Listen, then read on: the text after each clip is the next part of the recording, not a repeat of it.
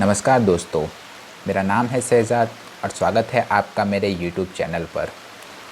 दोस्तों, अमेरिका में एक बहुत मशहूर कहावत है जो काफ़ी सारे बिजनेसमैन यूज़ भी करते हैं। There is no free lunch on Wall Street. Wall Street America में एक जगह है जहाँ पर बहुत ही एक्सपेंसिव वस्तु मिलती है। आप कुछ भी खरीदने जाओ तो उसके लिए आपको पैसे देने पड़ते हैं। आजकल तो हमारे भारत में भी एक बहुत अच्छी सी कहावत प्रचलित है, जैसे कि पंडित जी भी फ्री में आशीर्वाद नहीं देते हैं, वो भी दक्षिणा मानते हैं। यही एसेट मैनेजमेंट कंपनी के साथ भी है। वो हमारे ही पैसे को मैनेज करने के लिए हमें से चार्ज लेती है, जिसे वो एक्सपेंस रेशियो के नाम से हमसे वो चार्ज वसूल करती है। हाँ दोस्तों, आज हम इसी एक्सपेंस रेशियो के बारे में बात करने वाले हैं। तो ज़्यादा देरी ना करते हुए आइए शुरू करते हैं आज का वीडियो। पर दोस्तों, वीडियो शुरू करने से पहले मेरी आपसे अपील, अगर आपने मेरे YouTube चैनल को सब्सक्राइब ना किया हो तो सब्सक्राइब कर ले और उस बेल आइकन को ज़रूर दबा दें, ताकि ऐसे वीडियो जब भी मैं आपके पास लाऊं तो सबसे पहले नोटिफिकेशन आपको मिल जाए।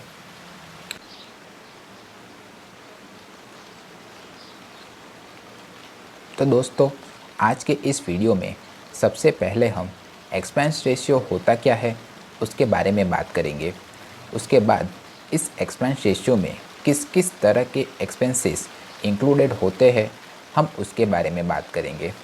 उसके बाद इस एक्सपेंस रेशियो का हमारे इन्वेस्टमेंट के ऊपर क्या फ़र्क पड़ेगा उसके बारे में हम बात करेंगे। और सेबी ने इस एक्सपेंस रेशियो लेने के ऊपर कुछ गाइडलाइन डिक्लेयर की हुई है, हम उसके बारे में भी बात करेंगे। और आखिर में इस एक्सपेंस रेशियो के ऊपर मैं अपना पॉइंट ऑफ व्यू प्रस्तुत करूंगा। तो ज़्यादा देरी ना करते हुए आइए शुरू करते हैं आज का वीडियो। अब ये एक्सपेंस रेशियो होता क्या है, आपके मन में भी एक क्वेश्चन आ रहा होगा। जो भी खर्च एनुअली लगता है हमारे पैसे को मैनेज करने के लिए, उसे ही एक्सपेंस रेशियो कहते हैं। अब इस खर्च में कुछ भी शामिल हो सकता है, जैसे कि एसेट मैनेजमेंट कंपनी को चलाने के लिए खुद के अपने स्टाफ होते हैं, तो वो स्टाफ की सैलरी, हमारे म्यूचुअल फ़ंड को मैनेज करने के लिए फ़ंड मैनेजर होता है, तो उस फंड मैनेजर की सैलरी और अलाउंसेस, उस फंड मैनेजर के साथ उसकी टीम होती है, तो उसकी सैलरी और allowances, light bill, internet bill वगैरह वगैरह जो भी खर्चे होते हैं वो एक्सपेंस रेशियो में शामिल किए जाते हैं। जितना ज़्यादा पैसा एसेट मैनेजमेंट कंपनी मैनेज करती है, उतना ही कम एक्सपेंस रेशियो होता है उस म्यूचुअल फंड का। और उससे उलट, जितना कम पैसा एसेट मैनेजमेंट कंपनी मैनेज करती है, उतना ही ज़्यादा एक्सपेंस रेशियो होता है।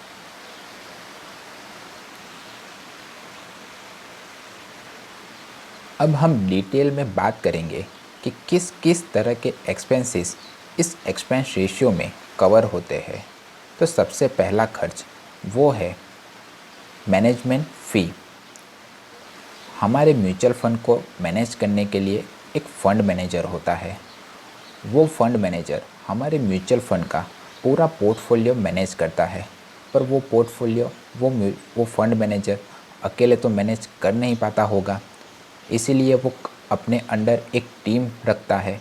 तो उस टीम को रखने के लिए जो भी खर्चा होता है, उसकी सैलरी का खर्च, उसके अलाउंसेस का खर्च और फंड मैनेजर की खुद की सैलरी और अलाउंसेस का खर्च, वो सारे खर्च मैनेजमेंट फ़ीस में शामिल होते हैं।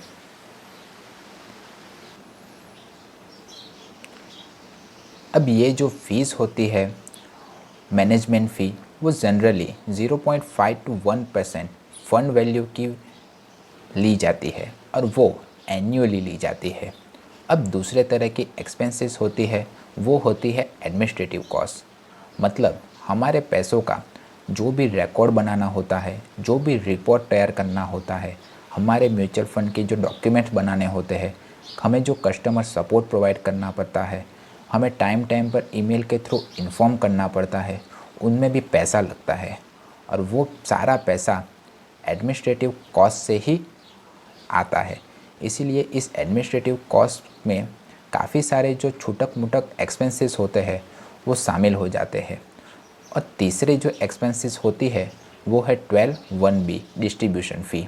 अब आप सोचोगे कि ये क्या है, तो मैं आपको बताऊं कि हमारे म्यूचुअल फ़ंड की आप एडवर्टाइजमेंट देखते हो टीवी में, पेपर में, इंटरनेट पर, न्यूज़पेपर में।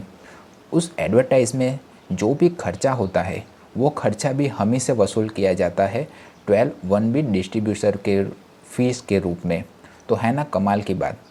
हम जिस म्यूचुअल फंड में अपना पैसा इन्वेस्ट करते हैं उसी को एडवर्टाइज़ करने के लिए एसेट मैनेजमेंट कंपनी हम ही से पैसे लेती है। तो ये 3 मेन एक्सपेंसेस होते हैं जो एक्सपेंस रेशियो में शामिल होते हैं। और भी छोटे छोटे एक्सपेंसेस होते हैं जो एक्सपेंस रेशियो में आ जाते हैं, पर मेजर इन 3 को ही काउंट किया जाता है।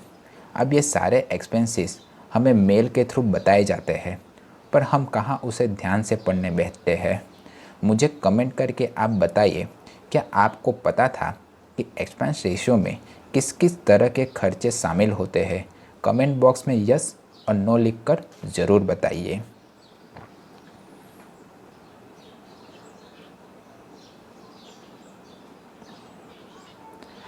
अब इस एक्सपेंस रेशियो का हमारे इन्वेस्टमेंट पे क्या फ़र्क पड़ता है वो मैं आपको एक एग्ज़ाम्पल के थ्रू समझाता हूँ।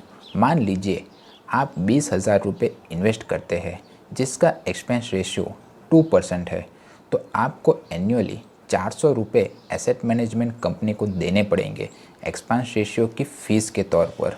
और हम जो म्यूचुअल फंड में पैसा इन्वेस्ट करते हैं वो 1 साल या 2 साल के लिए तो करते नहीं है, वो हम लॉन्ग टर्म के लिए इन्वेस्ट करते हैं, यानी कि 10-15 सालों के लिए। और कभी कभी तो हम 10-15 साल से ज़्यादा तक के लिए भी हमारे पैसे को इन्वेस्ट करते हैं। तो आप कैलकुलेशन कर सकते हो कि हमें कितना ज़्यादा पैसा एक्सपेंस रेशियो के रूप में और फीस के तौर पर चुकाना पड़ेगा। इसीलिए कहते हैं कि जब भी आप कोई म्यूचुअल फ़ंड खरीदे तो एक्सपेंस रेशियो को ज़रूर चेक कर ले, क्योंकि जितना कम रिटर्न्स होगा और जितना ज़्यादा एक्सपेंस रेशियो होगा तो आपको नुकसान होने के चांसेस रहेंगे। और जितना अच्छा रिटर्न्स होगा और जितना कम एक्सपेंस रेशियो होगा उतना ही ज़्यादा आपको इन्वेस्टमेंट में प्रॉफिट होगा। इसीलिए जब भी आप कोई म्यूचुअल फ़ंड खरीदें तो आप एक्सपेंस रेशियो को ज़रूर चेक कर लीजिए और ऐसा म्यूचुअल फ़ंड ढूंढने की कोशिश करें जो अच्छा रिटर्न्स भी दे और जिसका एक्सपेंस रेशियो भी कम हो।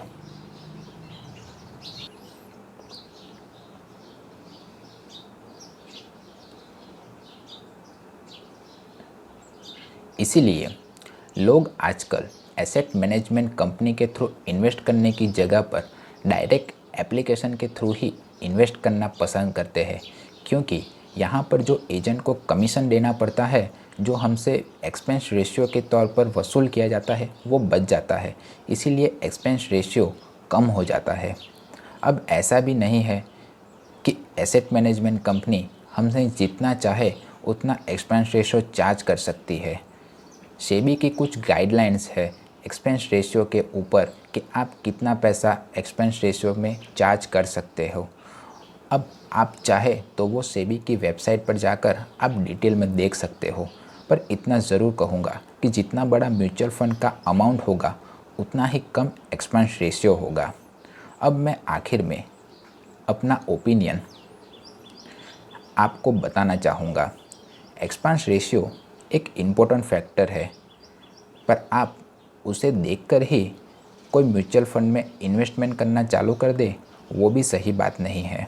आखिर में एक ही बात कहूँगा कि आप जब भी म्यूचुअल फ़ंड खरीदें तब ऐसा म्यूचुअल फ़ंड ढूंढें जो एक अच्छा खासा रिटर्न्स आपको दे और जिसका एक्सपेंस रेशियो भी कम हो, क्योंकि